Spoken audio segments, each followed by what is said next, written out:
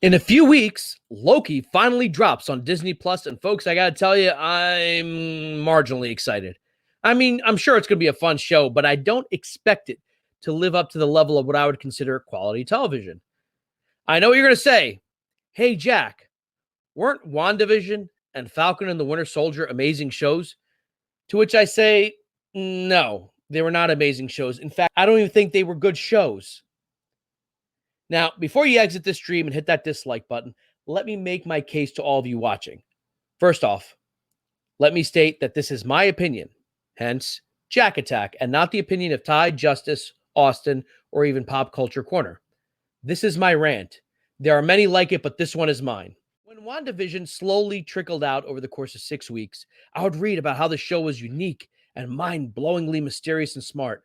I saw people pleasure themselves for the measly 15 to 25 minutes of show that we actually got. I heard people say it was a unique form of television they had never seen before. To which I say, either I'm insane or you are. But let me give you some context. The MCU is the king of cinema. Their films over the course of the last 13 years have broken the mold of what storytelling can be, with interconnected plots culminating in one of the biggest movies of all time. On the big screen, they are unmatched. They have no equal. Even big franchises like Lord of the Rings, Harry Potter, and Star Wars don't match the MCU for what they have done in a short period of time. In an era when movie tickets have been dropping for years, they have kept cinemas alive with packed houses, sticky floors, and screaming fans. But on the small screen, the MCU is entering what is arguably the greatest era of television. For the last 20 years, we have called this period the golden age of TV.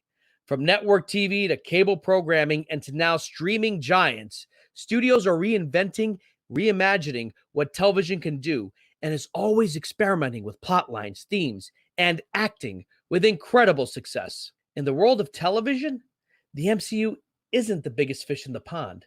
It's a shrimp surrounded by an ocean full of giants. And the question is, why? Why isn't WandaVision or Falcon and the Winter Soldier up to this host standard of television? Because reinventing, reimagining, and constantly experimenting are things that Marvel's not really good at. You know what they are? They're the safe pop song that uses the same 4 notes that every song uses and then goes double platinum. And the issue I see is that a lot of us fans, millions of us, already knew what was going to happen in WandaVision before we saw the very first episode. And by the end of the first episode of Falcon and Winter Soldier, I knew where the story was going. Not because I claim to be a genius or a connoisseur of film or television, but because I've heard these 4 notes before and I already know what the chorus is going to be. WandaVision was not a unique or profound show for me. It was 6 episodes of filler that concluded with an eye-rolling reveal that fans had figured out in episode 1. What worries me is that a lot of us seem to be okay with this. And the House of Mouse sees we're okay with it and will continue to make more mediocrity because we're used to it. Maybe the problem is that we're too focused on the MCU that we've forgotten what actually good television and film can be. Want to know why WandaVision wasn't good for me? Because if it didn't have the Marvel logo and featured the exact same story, with different character names obviously, it would be on Freeform and no one would be talking about it. We're so immersed on comic book culture that sometimes just seeing these characters is enough for us to sit back and shower applause on a show for telling us a half-baked story that serves no function other than to keep you subscribed. Hey, you want mind-blowing and mind-bending television that actually challenges us through art? Watch this show, which I'm sure a lot of people haven't heard of. Even though most television creators of shows like Lost and The Sopranos have cited it as a huge influence. It was the show that first serialized television and was canceled for doing that.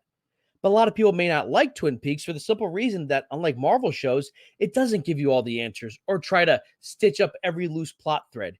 It leaves you wondering what you experienced and forces you to rewatch, study, or maybe even analyze what you consumed.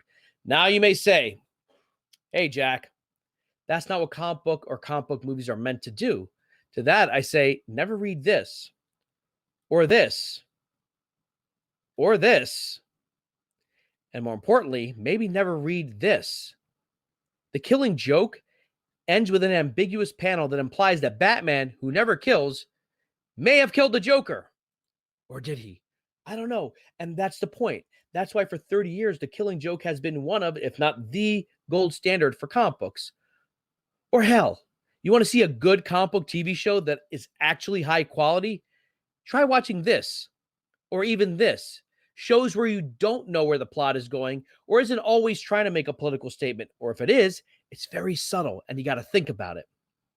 Which brings us to the show that everyone has been talking about for the last few weeks, Falcon and the Winter Soldier. I know, it was an amazing story about race, financial struggles, race, refugees, race, collateral damage, race, and most importantly, race. The show had a lot to say about race, not that you wouldn't notice because the show would tell you every 34 seconds what the social issues were that it was addressing. But it wasn't a profound think piece of race and refugees. It was pandering. If you thought Sam Wilson's speech at the end of the show was an amazing piece of rhetoric that made you think, then let's put on our adult pants and listen to this guy. Or this guy. Or even this guy. You know, people whose speeches ruffled so many feathers that they were all fucking killed within a 3-year period. But let's take the race pandering out of it and look at the Falcon and Winter Soldier as a spy-thrilling globe trek. For me, it was predictable, messy, and made me roll my eyes more than The Undertaker. But let's start with this character. She is someone who wants to help refugees by displacing settled people and thus creating more refugees, actually, stealing food from humanitarian organizations, killing people, and destroying property. But Sam says, don't call her a terrorist or a thug. She had a noble cause. So basically, if you have a noble cause, it's okay for you to raise hell. You know, this mantra has been the linchpin of groups like the Nazis, the Soviet Union, Al-Qaeda, Hamas, ISIS, and the Aryan Nation. They all claim to have noble causes, and if they have to kill people for you to understand it, it's justified. And if America tries to stop you, that's a bad thing. Why was it not shocking when the Flag Smashers blew up and killed people? But when John Walker killed a terrorist with his shield, it was a despicable act. Good thing Steve Rogers stopped the Nazis by hugging them and giving them flowers. I get it. They were trying to show that there are two sides to every political issue, and it's not so black and white. It just sucked at that messaging for me. You want to see shows that did what Falcon and Winter Soldier tried to do, but with actual efficacy? Try watching this show, or even this one. Want to watch a show that actually discusses race and gender in more intelligent ways? Definitely watch this one. Or even this one. Hell, even Marvel shows like this one, or even this one. You see, those last two were made by Netflix, and they know how to make quality, political, and socially laid programming. But I digress. Maybe the reason the House of Mouse won't give us well thought out and intelligently written comic book properties is that maybe we're not ready for it. Maybe we don't want it. We want salty junk food. We want popcorn. We want popcorn 24 hours a day, 7 days a week. But as Owen Gleiberman, the top critic for Variety, said on our show, definitely check it out, quote, there's nothing wrong with popcorn, but if all you eat is popcorn, it's not healthy for you.